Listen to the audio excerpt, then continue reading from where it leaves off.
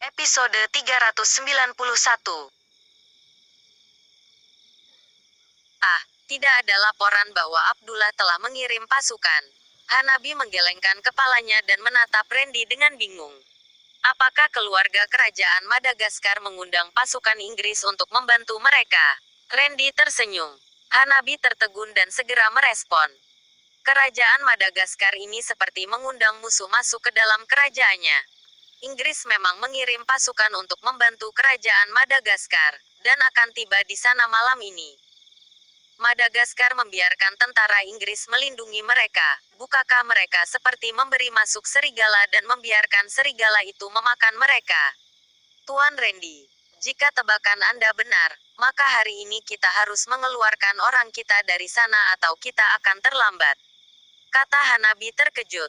Randy mengangguk, menatap waktu, dan bertanya, berapa banyak orang kita yang berada di Madagaskar? Seharusnya orang yang dari kota-kota lain sempat untuk pergi, tetapi yang berada di San Juan sepertinya sudah terlambat. Ini sudah sekitar jam 5 sore. Jika ada banyak orang, tidak akan sempat kabur dalam hitungan jam, ini terlalu mendadak. Jumlah orangnya lumayan. Pasukan Inggris pasti akan segera memulai setelah mereka tiba di Madagaskar malam ini. Jika mereka dapat mengendalikan keluarga kerajaan Madagaskar maka itu bagus, tapi jika mereka tidak bisa mengendalikan keluarga kerajaan Madagaskar, maka akan terjadi kekacauan di San Juan. Tapi tidak peduli apapun itu, kita semua harus mengumpulkan mereka sekarang, kata Hanabi dengan tegas. Randy mengangguk. Hanabi berpamitan pada Randy, dan dia pergi untuk mengatur. Bukan tugas yang mudah untuk membawa keluar orang dari sana. Bagus jika perang belum dimulai, tetapi sekali perang dimulai, maka bandara pasti akan dikendalikan. Dengan begitu ia hanya bisa menggunakan jalur laut, dan menunggu pasukan armada datang menyelamatkan mereka. Setelah Hanabi keluar, Vina akhirnya menelepon Randy. Di telepon, Vina mengatakan bahwa Raja Samba akhirnya menemukannya dan menyetujui persyaratan Randy sebelumnya selama Randy membantunya melindungi Provinsi Wantong. Dengan itu dia berjanji untuk memenuhi syarat yang disebutkan Randy sebelumnya. Tapi prasyaratnya adalah pasukan Randy harus datang malam ini. Bagi Randy, tidak ada yang mengejutkan, karena dia tahu bahwa Samba tidak punya pilihan. Hanya dia yang bisa membantu Samba melawan pasukan Bartu. Setelah Randy menutup telepon Vina, dia menelepon Roni lagi. Sebelumnya, Roni dan yang lainnya mengontrol kecepatan. Mereka dijadwalkan tiba di pelabuhan Wantong besok pagi. Tapi sekarang situasinya berubah. Dia harus membuat Roni dan yang lainnya mempercepat di kecepatan mereka. Tuan, apakah kita akan meninggalkan San Juan? Tanya Troy. Randy menggelengkan kepalanya dan persen 23 berkata, tidak perlu.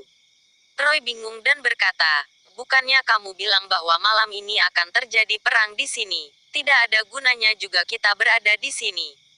Jika kita tetap di sini, kita bisa membantu mengawal orang-orang China pergi. Kami juga dapat duduk dan menyaksikan perang antara Madagaskar dan Kepulauan Inggris, dan di saat kritis kita bisa membantu keluarga Madagaskar. Dengan imbalan peluang kerjasama, Suandi menjelaskan. Ternyata begitu. Troy mengangguk dan akhirnya mengerti. Randy memang berniat seperti itu. Dia tetap di sana untuk membantu mereka melarikan diri, dan di sisi lain, dia juga mencari peluang. Jika ada kesempatan untuk membantu keluarga kerajaan Madagaskar membalikkan situasi, maka keluarga kerajaan Madagaskar harus bekerja sama dengannya. Dia harus mendapatkan tambang uranium di Gunung San Juan. LKK Teknosains akan segera mengembangkan teknologi nuklir yang dapat dikendalikan. Uranium adalah bahan utama. Di dalam negeri, uranium dikendalikan oleh negara, ia hanya bisa menambangnya dari luar negeri. Ketika dia datang, dia hanya ingin mendapatkan kontrak batu mineral saja, dan kemudian ia melihat ada batu mineral langka. Dia tidak menyangka ia menemukan tambang uranium besar. Tentu saja dia tidak akan melewatkannya. Setelah Hanabi selesai mengevakuasi, dia datang ke Randy. Tuan Randy, kalian masih ada orang di Provinsi Wantong. Kapan mereka datang? Tanya Hanabi. Mereka tidak datang lagi. Aku sudah mengatur Provinsi Wantong, kata Randy sambil tersenyum. Lebih dari 4.000 tentara yang dipimpin oleh Roni akan tiba di pelabuhan Wantong malam ini. Bahkan jika Raja Bartu dan pasukan sekutu Miller melakukan perang malam ini, mereka akan dapat mempertahankan Provinsi Wantong. Yah, baik, San Juan. Aku memperkirakan semuanya akan tiba jam 8 malam. Kemudian kita akan pergi ke bandara dulu, Hanabi mengangguk. Randy mengangguk dan tiba-tiba berkata, Konsultan Hanabi, dapatkah Anda menghubungi keluarga kerajaan Madagaskar? Bantu aku menghubungi mereka, dan bilang bahwa kami dapat membantu mereka melewati kesulitan. Ah, Hanabi melihat Randy dengan terkejut. Kata-kata Randy membuatnya terdiam untuk sementara waktu. Tuan Randy, apa maksudmu? Bagaimana kita bisa membantu mereka? Pihak Jingrang menyuruh kita untuk berusaha pergi sejauh mungkin. Mereka juga tidak ingin ikut campur masalah Madagaskar, Hanabi menjelaskan. Konsultan Hanabi salah mengartikan maksudku. Randy tersenyum dan berkata, apakah kamu tahu pasukan elit Asuro? Oh, Hanabi mengangguk dan menatap Randy dengan terkejut. Saya mendengar bahwa pasukan elit Asuro itu dibangun oleh orang China. Tapi apakah Tuan Randy mengenal mereka dan membawa mereka datang ke Madagaskar? Randy mengangkat alisnya dan berkata, aku adalah kepala komandan pasukan elit Asuro distrik Kokang. Dan orang-orangku akan tiba di pelabuhan malam ini. Dia adalah panglima tertinggi pasukan elit Asuro distrik Kokang. Para militer dan kota Jingrang sudah mengetahuinya, jadi ia tidak perlu menyembunyikannya. Ah, Hanabi membuka mulutnya dengan kaget dan tidak bisa mempercayainya. Tetapi ketika dipikir-pikir tuan dari Jingrang begitu memperhatikan Randy, dia pun dengan cepat mengerti. Lah bukan hanya Randy si bos dari LKK Technoscience, tapi ia juga adalah panglima tertinggi pasukan elit Asuro distrik Kokang. Tuan Randy, tunggu sebentar, aku akan menghubungi mereka sekarang. Hanabi kembali sadar, lalu mengeluarkan ponselnya dan menelepon pihak Madagaskar. Panggilan itu dengan cepat terhubung. Setelah keduanya bercakap-cakap, ia Angeline sedikit berubah, cukup memalukan. Ketika orang lain melihat Angeline yang tidak diacuhkan di depan Randy, mereka semua merasa tidak nyaman pada Angeline. Tapi tak satu pun dari mereka berani mengatakan apapun. Semua tim harus mengikuti mobil Randy dari belakang. Hanabi sekali lagi menekankan semua orang untuk bersiap naik mobil. Semua orang mengangguk, semua orang naik ke mobil dan menyalakan mobil mereka masing-masing. Mobil off-road dari 3 orang Randy di depan memimpin, dan diiringi dengan barisan mobil konsulat perlahan keluar dari gedung kantor konsulat. Sekitar 20 menit kemudian, di persimpangan, Troy baru saja memalingkan kepalanya dan belum pergi jauh. Dia melihat ratusan tentara bersenjata berhenti di tengah jalan, dan memberi sinyal kepada mereka untuk turun. Semua prajurit ini adalah pasukan kepulauan Inggris. Semua orang di belakang mobil melihat tentara tiba-tiba muncul. Wajah mereka Inggris, mereka baru akan mengerti siapa serigala yang sebenarnya. Kata Troy dengan tidak nyaman. Randy menggelengkan kepala. Dia awalnya ingin membantu keluarga kerajaan Madagaskar. Tetapi jika mereka tidak menghargainya, maka ya sudahlah. Episode 392. Pada sore hari, setelah menerima pemberitahuan dari konsulat, orang-orang China di San Juan satu persatu datang ke kantor konsulat. Jam 6:30, terjadi kekacauan di San Juan. Suara senjata ada di mana-mana. Jelas tentara Inggris dan keluarga kerajaan Madagaskar memulai perang. Perang datang begitu cepat membuat semua orang panik. Bahkan Hanabi dan yang lainnya panik.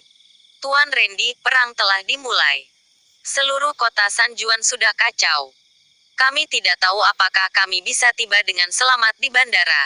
Saya ingin meminta Anda untuk melindungi kami ke bandara, kata Hanabi yang datang ke ruangan Randy. Orangku masih membutuhkan waktu 2 jam untuk sampai di pelabuhan Wantong, dan sesampainya di sana mereka dapat mengerahkan beberapa helikopter untuk menjemput kalian. Tetapi setidaknya mereka baru akan tiba di sini jam 9 malam, kata Randy. Tidak apa-apa, kami bisa menunggu sampai jam 9 malam. Di sini adalah gedung konsulat China, mereka tentu tidak berani mengacaukannya, kata Hanabi. Apa tujuannya pergi ke bandara pada jam 9 malam? Mengambil pesawat. Tapi bagaimana dengan jalurnya? Randy terhenti. Aku sudah menghubungi Angkatan Laut. Mereka akan mengirim 2 helikopter untuk menemui kami di bandara. Kami hanya perlu menunggu mereka di bandara. Mereka akan tiba di bandara San Juan sekitar tengah malam, kata Hanabi. Oke, kalau begitu tunggu jam 9 dulu baru kita bicara lagi. Randy mengangguk. Baik, atas nama konsulat. Atas nama semua orang China perantauan. Terima kasih Bos Randy. Hanabi mendengar kata-kata itu. Wajahnya tenang. Dan dia membungkuk pada Randy. Jam 9.30 malam, Randy akhirnya memberitahu Hanabi bahwa ia sudah boleh pergi. Mendengar kata-kata Randy, Hanabi akhirnya menarik napas lega, dan kemudian dengan cepat memberitahu berita ini pada semua orang. Saat ini, ada lebih dari 30 orang pengusaha berkumpul di kantor konsulat. Dia tambah dengan pekerja karyawan, totalnya sekitar 50-an orang. Dalam beberapa jam terakhir, terdengar suara senjata meraung tak berhenti dari kejauhan, dan semua orang sangat khawatir. Mereka khawatir perang itu sampai ke kantor konsulat. Akhirnya saat mendengar bahwa mereka bisa pergi, walaupun semua orang tidak bersorak, tapi mereka semua merasa lega. Ketika Randy dan mereka bertiga menuju ke tempat parkir, mereka mendapati bahwa semua orang sudah siap. Ia berkata kepada Hanabi, kami bertiga berjalan di depan. Kalian ikuti kami. Baik, maaf merepotkanmu Tuan. Hanabi mengangguk cepat-cepat. Konsulat Hanabi, akankah mereka bertiga melindungi kita dari pergi ke bandara? Saat itu, seorang wanita cantik menatap Randy dan bertanya. Randy menoleh untuk melihat wanita itu. Dia berusia sekitaran 20 tahun dan tingginya sekitar 1,7 meter. Dia modis mengenakan kacamata hitam. Dia sangat cantik, tetapi wajahnya terlihat sedikit dingin. Konsulat, apakah Anda bercanda? Dengan posturnya yang kecil seperti itu, bagaimana dia bisa melindungi begitu banyak orang ke bandara?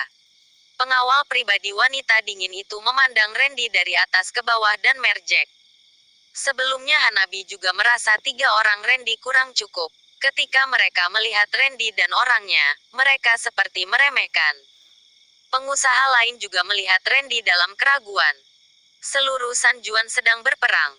Mereka tidak percaya bahwa mereka bertiga bisa melindungi puluhan dari mereka sampai ke bandara dengan aman.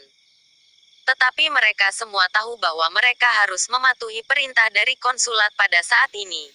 Jika tidak mereka bisa terbunuh, jadi tidak ada yang secara langsung bertanya seperti yang pengawal itu lakukan tadi. Wajah Hanabi sangat berubah. Dia tentu tahu bahwa Randy dan pasukannya akan menjemput mereka, jadi dia sangat percaya pada Randy. Tetapi orang-orang ini tidak tahu identitas Randy. La juga tidak enak mengungkap identitas Randy Lu di depan publik, tetapi saat ini orang-orang itu bahkan berbicara tanpa otak dan menyinggung Randy. Jika Randy kesal, tidak ada yang melindungi mereka. Mereka tidak akan berani pergi ke bandara seperti ini. Diam. Jika kamu tidak mau pergi, kamu bisa tinggal di sini, atau pergi ke bandara sendiri. Hanabi memelototi pengawal si wanita dingin itu. Konsulat Hanabi, aku minta maaf, kami tidak bermaksud seperti itu. Maafkan aku. Wanita cantik itu meminta maaf saat Hanabi marah dan wajahnya sedikit berubah. Nona Angeline, ada beberapa orang yang tidak bisa menjadi pertanyaan kalian. Jadi saya sarankan Anda untuk meminta maaf kepada Tuan Randy, jika tidak, Anda mungkin akan kesulitan sampai bandara malam ini. Hanabi mendengus ketika dia melihat wanita cantik itu meminta maaf. Hati wanita cantik itu bergetar. Hanabi tahu siapa dirinya. Tetapi bahkan Hanabi sampai memintanya untuk meminta maaf. Artinya, pemuda yang rendah hati itu adalah orang yang tidak dapat diprovokasi oleh keluarga Li. Jika tidak, Hanabi tidak akan menyuruhnya untuk meminta maaf, dan mengakui bahwa tanpa bantuan pemuda ini, mereka tidak bisa sampai ke bandara malam ini. Maaf, kami gegabah, tolong maafkan saya. Wanita cantik itu buru-buru melepas kacamata hitamnya dan menundukkan kepalanya untuk meminta maaf kepada Randy. Dia adalah seorang pengusaha, dan dia menebak bahwa status Randy lebih tinggi darinya. Bagaimana ia berani menyinggung orang besar seperti ini? Wanita dingin itu bernama Angeline. Ia adalah anak perempuan tertua dari keluarga Lee di kota Jingrang. Dia mengambil alih bisnis keluarga pada usia muda. Kali ini dia datang ke Madagaskar untuk melakukan kerjasama dalam hal penambangan mineral. Dia meminta maaf dan diam-diam melihat Randy Lu. Randy masih terlalu muda. Angeline lahir di kota Jingrang dari keluarga kaya. Dia tahu banyak hal. Meskipun dia memilih untuk percaya pada Hanabi, tapi dalam hatinya masih tersimpan keraguan. Pemuda seperti itu bisa membuat Hanabi begitu hormat padanya, bahkan menganjurkan bahwa keluarga Lee-nya bukan apa-apa di mata orang lain, dan dia tidak bisa membayangkannya. Tapi siapa dia? Angeline sangat penasaran. Pengawal yang baru saja meragukan Randy tadi juga buru-buru meminta maaf, wajahnya pucat. Bahkan majikannya meminta maaf, menunjukkan bahwa orang itu lebih kuat dari majikannya. Dia juga pasti harus meminta maaf. Randy memandang Angeline, tersenyum, dan masuk ke mobil.